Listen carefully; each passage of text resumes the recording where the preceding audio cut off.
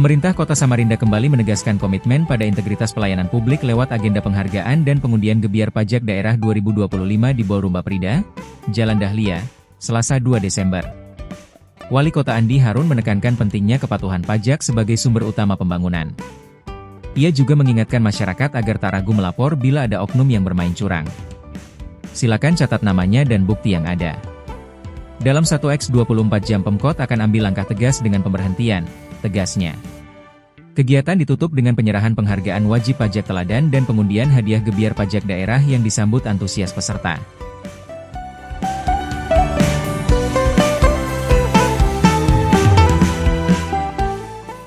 Dan Bapak Ibu pelaku usaha, jika ada petugas pajak kami di pemerintah yang coba-coba bernegosiasi, Ibu Bapak catat pelan-pelan siapa orang itu.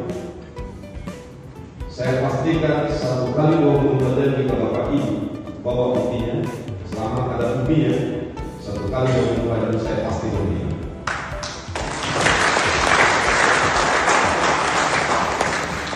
Kalau istilah Pak Menteri Keuangan, Pak Purbaya, mengatakan bahwa setiap kerugian yang kita alami membuat negara harus bergetar. Itu diksi yang dipakai oleh Pak Menteri Keuangan.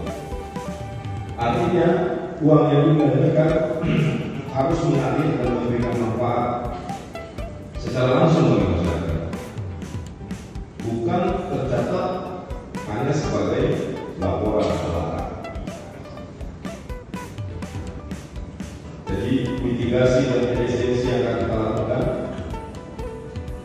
walaupun kelak apakah di pertengahan tahun atau di akhir tahun kita kembali mendapatkan tambahan dana, kita akan bertekad, kami akan bertekad untuk tidak kembali ke cara kami lama. Kami akan melanjutkan cara kami bertekad tahun 2020.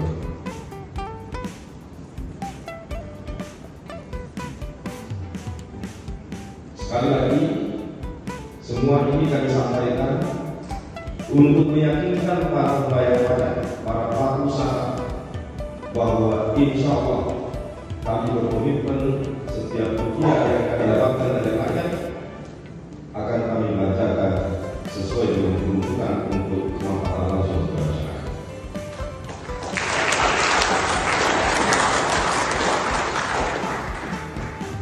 Jadi saya mohon juga kepada para pelaku usaha, ayo sama-sama kita berhenti, sama-sama menuntut. Kalau ada perilaku lama pemerintah karena tagihan pada kita sangat tinggi, lalu kemudian terjadi negosiasi gelap di bawah meja agar pajaknya turun, dan sebagainya. Nggak usah. Kalau misalnya kemahalan, kita ubah sesuai itu. Bapak Ibu, jika kemahalan dan usaha yang lebih baik bertemu pada pemerintah untuk dilakukan peringan daripada melakukan transaksi gelap di bawah meja. Jauh lebih baik ikuti aturan. Bapak Ibu boleh mengajukan permohonan keringanan. Nanti kami akan uji permohonan Bapak. Kalau benar-benar syaratnya semua terpenuhi, Bapak Ibu memiliki syarat untuk dibantu, kita akan bantu. Daripada kita melakukan transaksi gelap, akhirnya negara dan daerah dirugikan karena masih berlangsungnya praktek seperti itu. Dan Bapak Ibu pelaku usaha, jika ada petugas pajak kami di pemerintah yang coba-coba bernegosiasi, Ibu Bapak catat pelan-pelan siapa orang itu. Saya pastikan 1 kali 24 jam jika Bapak Ibu bawa buktinya, selama ada buktinya, 1 kali 24 jam saya pasti buktinya.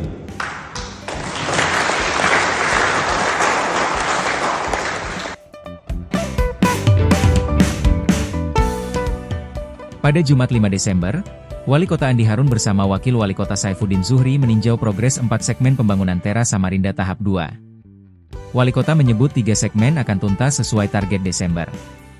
Namun segmen 4 harus mundur karena proses lelang ulang. Keterlambatan disebabkan lelang ulang. Ini tidak masalah selama semua ketentuan hukum dipatuhi, ujarnya. Segmen ini lebih kompleks karena melibatkan pemasangan drainase friks yang harus terhubung dengan saluran utama membentuk pola plus, dan sambungan berbentuk T. Pemkot memastikan seluruh tahapan akan mengikuti aturan konstruksi hingga dinilai layak operasional.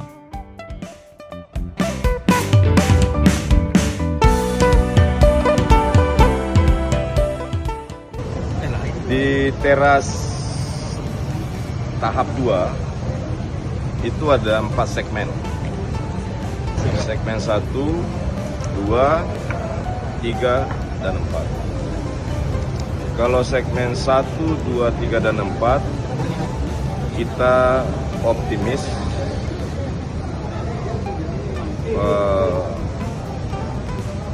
bisa mereka selesaikan dalam Desember ini. Khusus untuk segmen 4 diperkirakan akan mengalami keterlambatan. Itu disebabkan dulu karena ada lelang ulang, karena ada yang tidak memenuhi ketentuan hukum proses lelangnya sehingga lelangnya dibatalkan, dan akhirnya kan memakan waktu mundur. Lelang ulang kembali, ya akhirnya pekerjaannya juga berimbas mundur. Tapi tidak masalah selama kita patuhi ketentuan hukumnya. Jika sampai pada penyelesaian 30 Desember, maka diberlakukan denda. Nah, setelah itu akan dioptimasi. Pendek kata bahwa apapun sebab keterlambatannya, terutama di segmen 4 karena ada keterlambatan pekerjaan akibat adanya lelang ulang, maka tetap harus kita jalankan ketentuan hukum peraturan perundang-undangan tentang pekerjaan jasa konstruksi, di mana apabila terjadi kelambatan maka diberlakukan denda. Seterusnya begitu. Jadi itu yang ada di teras tahap 2 untuk 4 segmen.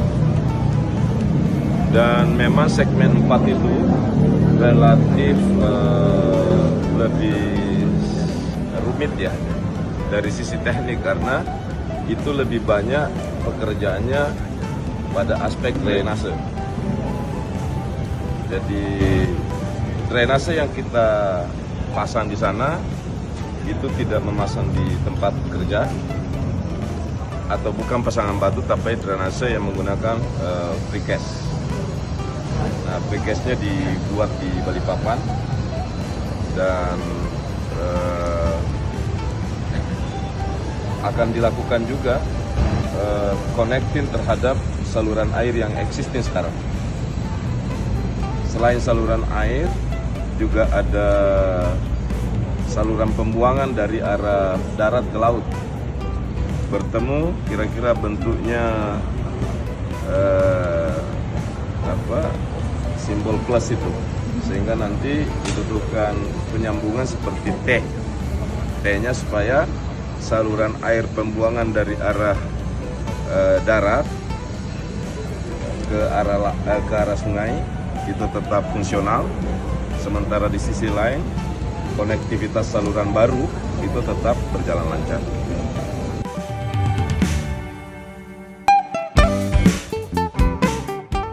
Wali Kota Andi Harun kembali meninjau kesiapan Pasar Pagi yang segera beroperasi.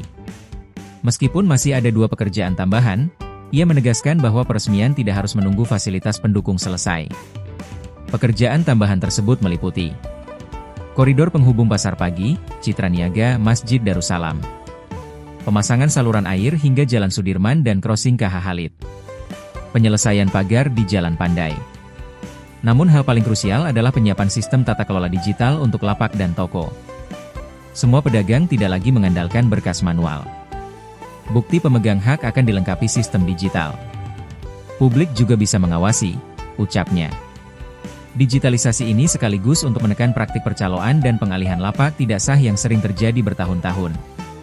Kita tertibkan pelan-pelan. Mengubah kebiasaan memang tidak mudah, tapi kita harus mulai, tegasnya. Pemkot berharap tata kelola modern ini mampu memberi kenyamanan jangka panjang bagi pedagang dan masyarakat.